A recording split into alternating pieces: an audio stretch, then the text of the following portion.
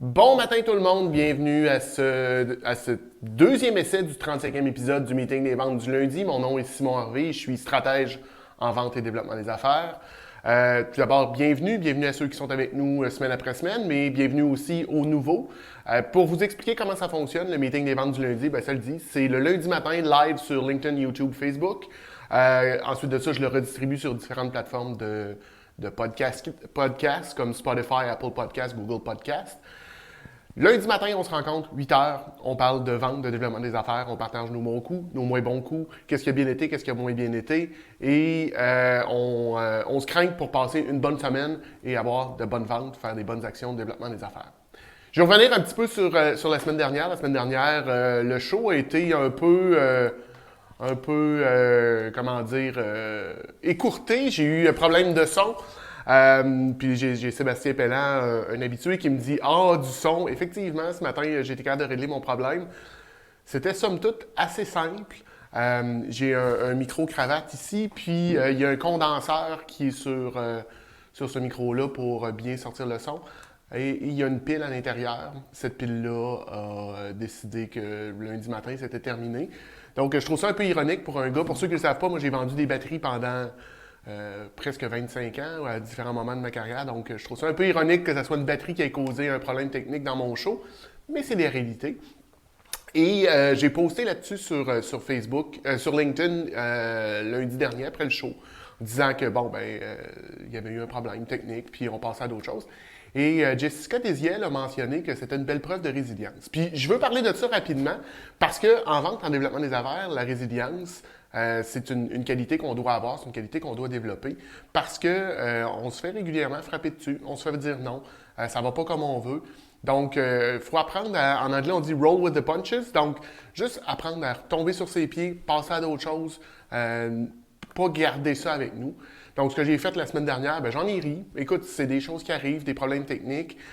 Sébastien qui est là et qui dit haut du son, qui est dans l'événementiel, je suis sûr que ça lui arrive aussi. Donc, la résilience, on en a besoin dans chacune de nos entreprises. Et, écoute, je suis quand même content de vous retrouver ce matin.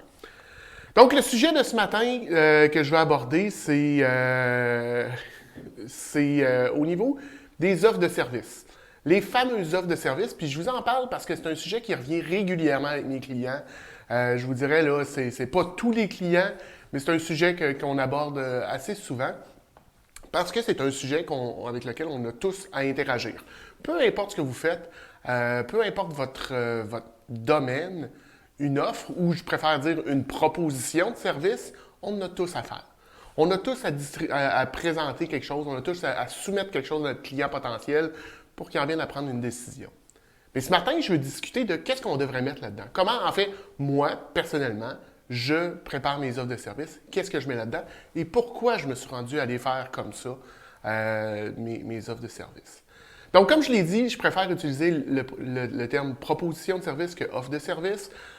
J'ai fait un cours en neuro-vente plus tôt cette année et le formateur, Patrick Renaud, parlait de justement l'importance de ces mots-là. Puis j'ai trouvé que c'était une super bonne idée, donc je me suis approprié ça. Pour moi, il y a 2 documents qu'on devrait avoir dans notre coffre à outils, quand on fait des présentations, quand on interagit avec nos clients. Il y a une proposition de service et une présentation de service. Puis pour moi, c'est 2 documents qui sont distincts, qui ont chacun leur utilité,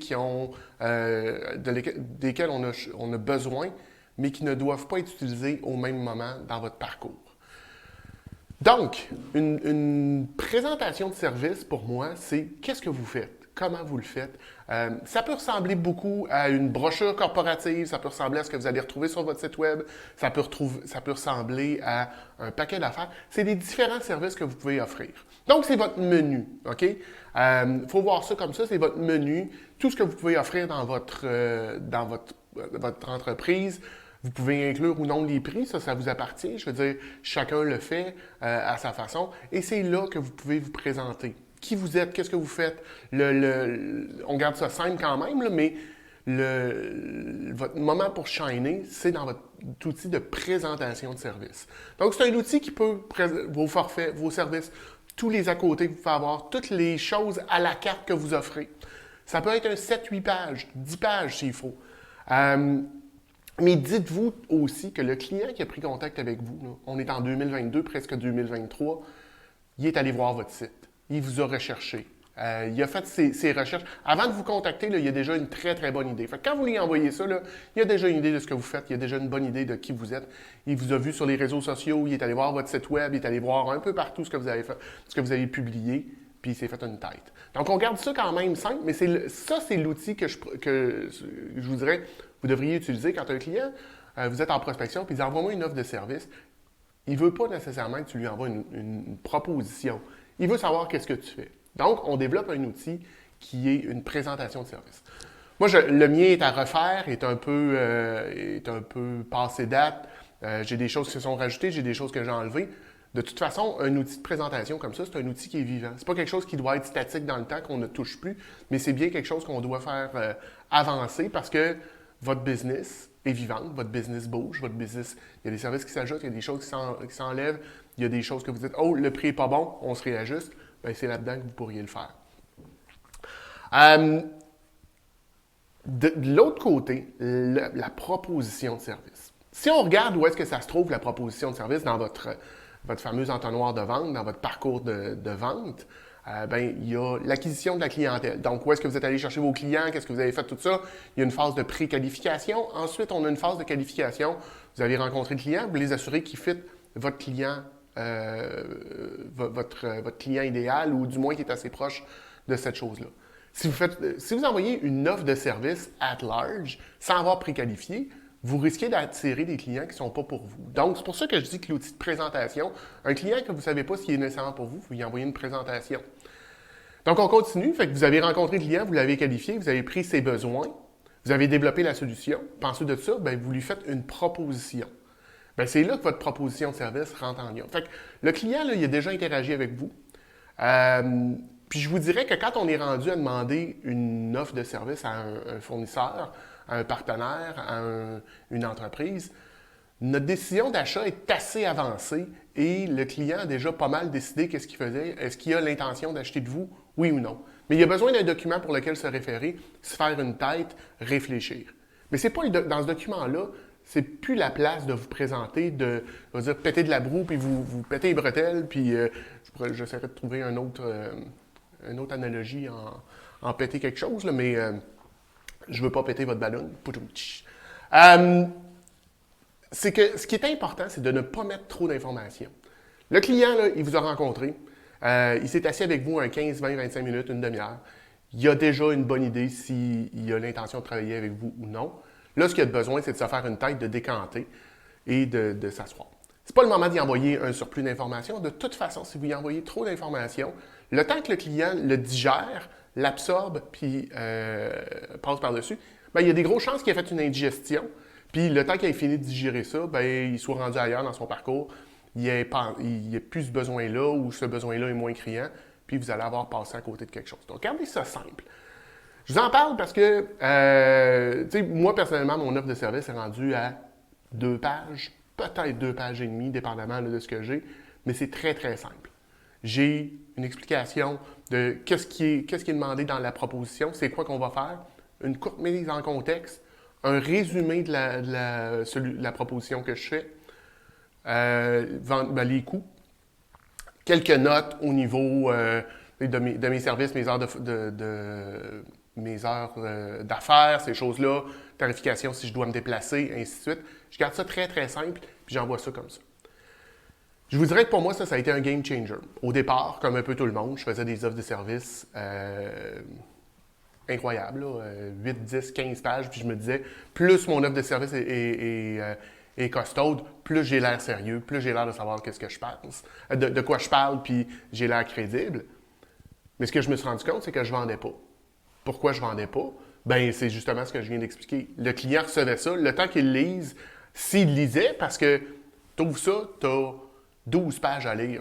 Je ne sais pas pour vous, moi j'ai rarement le temps de lire 12 pages. Fait que ce que je fais, je le prends, je le mets de côté et j'y reviens un autre moment. Mais il y a des fois que je sais que c'est gros, j'ai pas beaucoup de temps. Ah, je le repousse. Première chose que je sais, ça fait 3 semaines que l'offre de service ou la proposition de service est dans mon inbox puis je la lis pas. Donc, gardez ça court.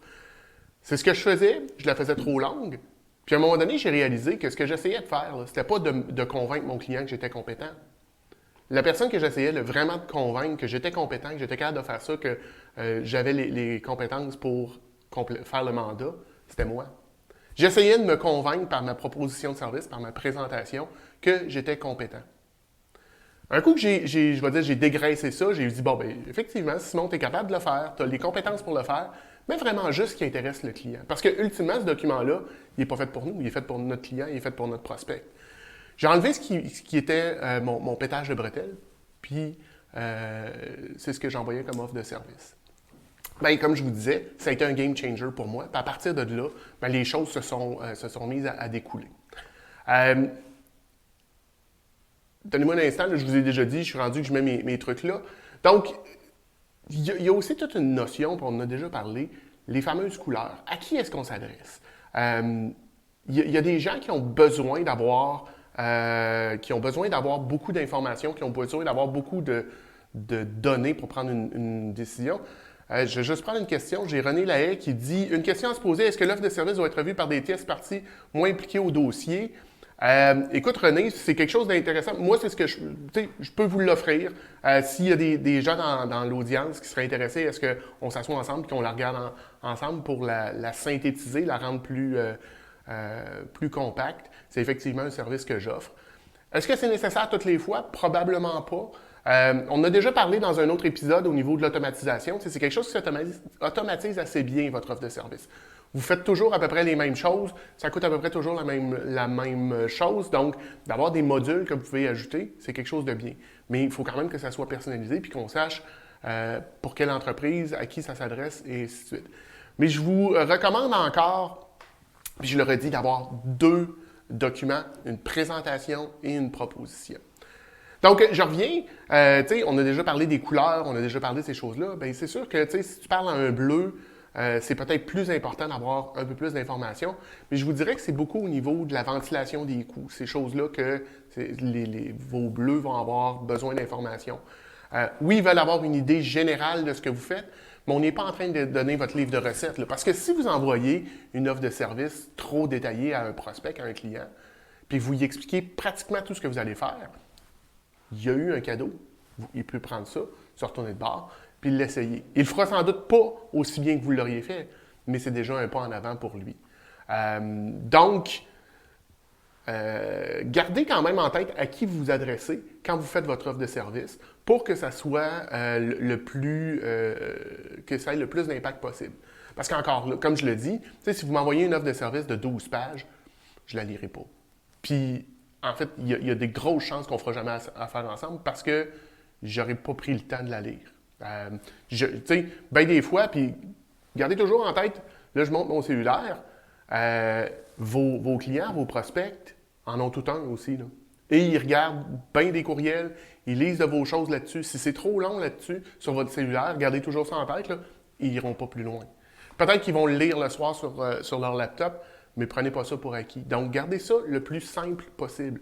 Quand c'est simple, on vend. OK? Si c'est complexe, vous avez peut-être déjà entendu ça, là, mais n'importe qui peut faire quelque chose de complexe. Faire quelque chose de simple, c'est plus compliqué, mais c'est plus vendeur. Bien sûr, il y a des cas d'exception. J'ai une partenaire qui est une agence de com et la Chambre de commerce a envoyé une demande d'offre de service. Et là, ils demandent d'avoir le pedigree complet, qu'est-ce qu'ils font, l'agence, combien de temps, blablabla, blablabla. OK, ça se peut. Il y a des concours qui sont comme ça. Mais si on parle qu'on est en business, peut-être si vous faites affaire avec de la très grande entreprise qui ont besoin de ça, mais bien des fois aussi, c'est un peu le fameux principe des M&M bruns de Van Halen. Je ne sais pas si vous connaissez cette histoire-là, mais ça a été Van Halen dans les années 80 avait une réputation, en fait, avait dans leur contrat qu'ils ne voulaient pas, ils voulaient un gros bol de M&M dans leur loge, mais ils ne voulaient pas de M&M brun. Pourquoi est-ce qu'ils avaient mis ça en place? Je pense que j'en ai déjà parlé, mais c'était ce qu'on appelle un tripwire. C'était quelque chose qui pour les faire réagir. Donc, il y avait des demandes techniques très, très, très poussées. Puis ils se disaient, ben, si tu n'as pas pris la peine d'enlever les M&M bruns, as-tu fait tout le reste? Les grandes entreprises, ces choses-là, quand ils vous demandent une offre de service aussi costaude que ça, c'est un peu le même principe. Mais si on est en B2B, on est avec des PME, les chances qu'ils vous demandent une offre de service de 22, 25, 50 pages, ce n'est pas nécessairement le besoin qu'ils vont avoir. Une autre chose que je veux revenir, la fonction est plus importante que le look. C'est sûr que si vous êtes, moi je ne suis pas en design graphique, je ne suis pas comme ma partner, une agence de com. Moi, la mienne est efficace, est synthétisée, est clean, mais il n'y a pas de flafla. C'est sûr que si vous êtes un designer graphique, si vous êtes une boîte de création, des choses comme ça, bien, mettez un peu de oomph dans votre offre de service. Mais si vous avez à temps égal, assurez-vous que votre offre de service est efficace, qu'elle remplit les points qu'elle a remplir, beaucoup plus que le look. Les gens vont... Ultimement, on achète la qualité, on n'achète pas le look d'une offre de service. Dernier point que je voudrais aborder, c'est utiliser des outils de signature électronique. Des DocuSign, des EverSign, des ZoSign, Adobe Sign, il y en a un paquet. Utilisez ça, vous allez gagner de l'efficacité, vous allez gagner du temps dans votre processus de proposition de service. Fait que, ce que je voudrais qu'on retienne ce matin, ultimement, dans vos propositions puis dans vos présentations de services, ça peut être en fait, c'est 2 documents. Vous pouvez les envoyer les 2 en même temps. Je parle avec un prospect, avec un client potentiel, je lui envoie, j'y envoie les 2 documents. S'il veut lire les 2, c'est à lui, mais je ne le force pas. Si vous avez affaire à un rouge qui veut voir combien ça coûte, qu'est-ce que ça va faire, quand est-ce qu'on peut commencer, un document de 2 pages va remplir amplement ça. Vous avez besoin d'un bleu qui, si vous faites affaire avec un bleu qui veut savoir tout ce que vous offrez en plus, puis vous pensez que ça pourrait vous aider dans le futur, bien, envoyez-y le document de présentation qu'on a créé. Je vais terminer là-dessus aussi. Assurez-vous, posez-vous toujours la question, le document que vous venez de créer, il est pour qui? C'est quoi le but que vous avez en arrière de ça? Est-ce que c'est pour convaincre votre client de faire affaire avec vous? Si vous êtes rendu à faire une proposition de service, là, sa décision d'achat est pas mal prise. Il reste juste à clarifier quelques affaires. Il veut prendre le temps d'y réfléchir, avoir un document pour se déposer. Il est pas mal convaincu. Est-ce que vous essayez de vous convaincre vous-même que vous avez ce qu'il faut pour remplir le mandat? C'est probablement ça. Si vous avez tendance à envoyer des offres de service de 8, 15, 20 pages, ou est-ce que vous parlez de tout ce que vous avez fait, de votre background, ces choses-là? Moi, je vous dirais, essayez-le, enlevez ça de vos offres de service. Vous allez voir vos clients, ils n'ont pas besoin de ça, ils ne lisent pas de toute façon. Ce qu'ils lisent, c'est qu'est-ce que tu vas faire, combien ça coûte, quand est-ce qu'on commence, puis c'est quoi je vais appeler ça les notes au dossier, et ils partent avec ça. Fait que c'est ce que j'avais pour vous ce matin. J'ai en train de penser que vendredi dernier, j'ai pas fait mon petit truc du vendredi. J'ai pas fait ce que je dis. C'est-à-dire que je vous recommande souvent de planifier, de mettre ça dans un outil comme Publer pour aller de l'avant. Je l'ai pas fait cette semaine. Et j'ai eu une avant-midi un peu folle. 2, 3 choses qui ont explosé. Et la première chose que j'ai su, on était rendu 5 heures vendredi après-midi, puis je ne l'avais pas envoyé. Donc, je m'en excuse pour ceux qui aiment lire ça. Je ne sais pas de quoi j'aurais parlé cette semaine. J'ai une liste, mais je ne l'ai pas étudiée. Ça fait le tour pour cette semaine. C'en est un peu plus court sur les offres et les présentations de services. Je vous réitère l'invitation. Si vous avez un besoin, je vous fais ça à 135 $. Donc, on s'assoit ensemble, on revoit votre offre de service, on la dégraisse et on part avec ça. Donc, vous allez simplement me contacter soit par LinkedIn ou à simon@nomisco.ca. On se trouvera un moment pour faire ça ensemble. Sur ça, je vous souhaite une bonne semaine, des bonnes ventes et on se revoit la semaine prochaine avec un ou une invitée pour le prochain meeting des ventes du lundi. Je vous souhaite une bonne semaine tout le monde. Bye!